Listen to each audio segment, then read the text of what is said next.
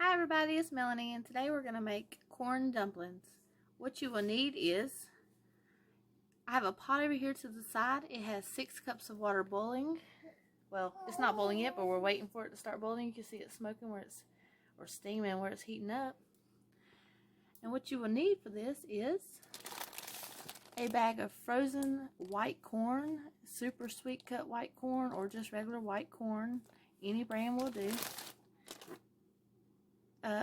A can of jumbo biscuits or a can of regular biscuits, whichever you prefer, and you can get butter flavored. You don't have to, but that's what I get. I know some people like to make their own biscuit dough for dumplings, but to me the texture of the canned biscuits works better with the corn. And you will need a half a stick of butter or margarine, and if you don't like butter or margarine, you don't have to use it, because the biscuits that I bought are butter flavored and they will incorporate that flavor. Alright, well, now that we're waiting on the water to boil, whenever it heats up, we'll pour the corn in. Okay, now that you can see that the water's heating up pretty good, it hasn't actually started boiling yet, but that's okay, because when you pour the frozen corn in there, it's going to cool it down anyway. You just want the water to be hot. So I'm going to take this corn and I'm going to pour it into this water. Like I said, you want it to be white corn. The yellow corn doesn't actually taste that great with the dumplings. And you want it to be frozen corn, just because it's better for you, and it's not as done as the canned corn.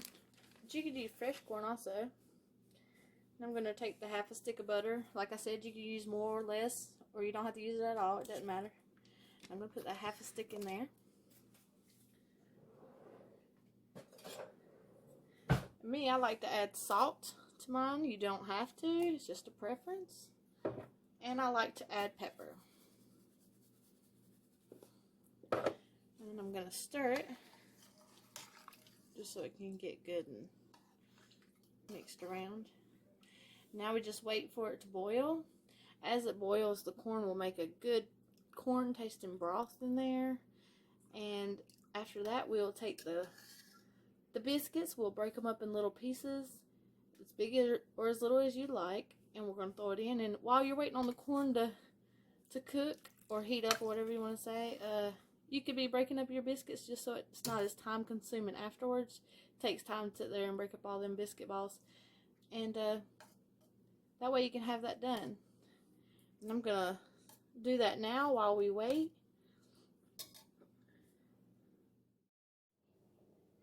Okay, now that I got my biscuits out of the can, I'm going to take them, and as you can see, they have butter pieces all in it, a lot of them actually. And I'm just going to make little balls, and I'm just going to sit them on the plate here. They don't have to be perfect. I like small dumplings in mine. One reason, because I have small kids, and they like it, and it's just easier to eat if you don't have to sit there and cut it up or take huge bites. And I'm just going to make a bunch of balls with it. You don't want them to keep sticking together, because it will defeat the purpose of doing it beforehand, because then you have to turn around and take them all apart. They don't have to be perfect balls, because when you drop them in there, they're going to expand however they want to. You don't necessarily have to do small ones. You can do big ones. You could probably freeze the dough and then cut it. It's really up to you. Trial and error is the best way. But it makes a ton of dumplings. And I know you're going to think at the end, like, oh, I have too many dumplings here on my plate. But it'll all go in, and if you don't have quite enough water in there, you can add to it as you're dropping your dumplings. Because at the end, when you let it boil to make the dumplings cook, you won't even know you added into it. So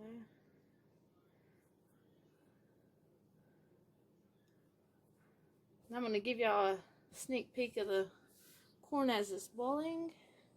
As you can see, it's starting to boil, but you want to let it cook for a while. That way the broth will get good and corn flavored. You could turn it on up to high. You can cook it on low. It just depends on how much of a hurry you're in. I'm going to pause this. That way I can finish doing these dumplings, because you'll be sitting here watching me make a bunch of balls, waiting on this corn and waiting for me to get this many done. That was one biscuit. And there's 1, 2, 3, 4, 5, 6. Oh, that was 2 biscuits. And there's 6 left to go. So I'm going to pause this while I finish making the dumplings. And then I'll bring you back whenever the corn is ready.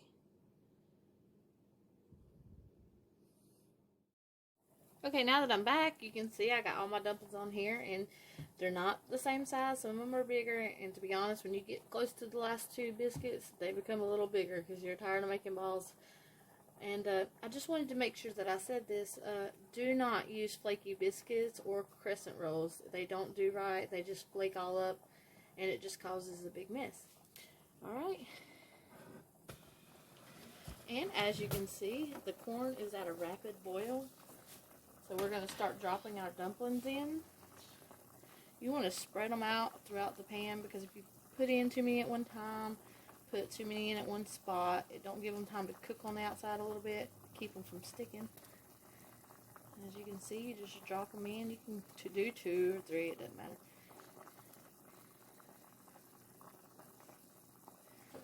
And I'm not sure if you can see. Let's see, let me drop some right here. Let me take this spoon. Try this second. I want y'all to be able to see the dumplings. You can see them rising, and they keep going to the edge of the pot. But we're going to keep dropping them in. After you drop them in, you're going to cook them for at least 4 or 5 minutes on a rapid boil, and then you can turn them down if you want to. But at first, you want to really have them boiling. If you've ever made chicken and dumplings, you pretty much know. If you haven't, this will help you make chicken and dumplings also. If you can see, they're piling up around the top. The more you get, the deeper they'll fall.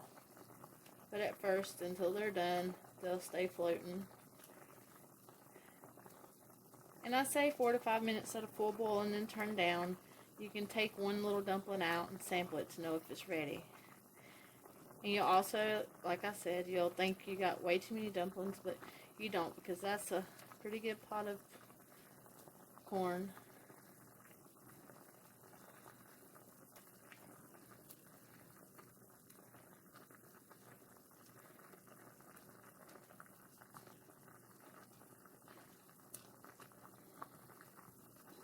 Alright, I'm going to pause this, and I'm going to keep on dropping these dumplings in while they're boiling, and then I'll come back whenever they're almost done to let you see how they're supposed to look at the end. Because I don't want y'all to have to sit here and watch this drag on, because it'll take a few minutes to get all the dumplings dropped in, and then a few minutes for it to continue to boil. You can see the water and stuff's turning a yellower look because of the butter and the biscuits. Alright, let me pause this and get this done. Okay, now this is how they look after they've boiled on high for about 5 minutes. I got them cut down. They'll slowly simmer, and they'll thicken as they simmer. And these are wonderful. Let me tell you, this is the very easy side or potluck you could bring that no one else will probably bring. I know I tried it. Someone brought it when my dad passed away, and it's something I haven't forgotten. You can use a spoon that doesn't have a drainer, but I wanted you to be able to see the full effect of it. And you can add the juice, and the juice is fabulous. I'm going to get a little dumpling. It's very hot. Those are wonderful. So you try it. Corn dumplings. Share them with your friends. Take them to a potluck. Just have them as a side. They're wonderful. Let me know how you like it. And let me know if there's something you'd like for me to try out. Like, subscribe, and share.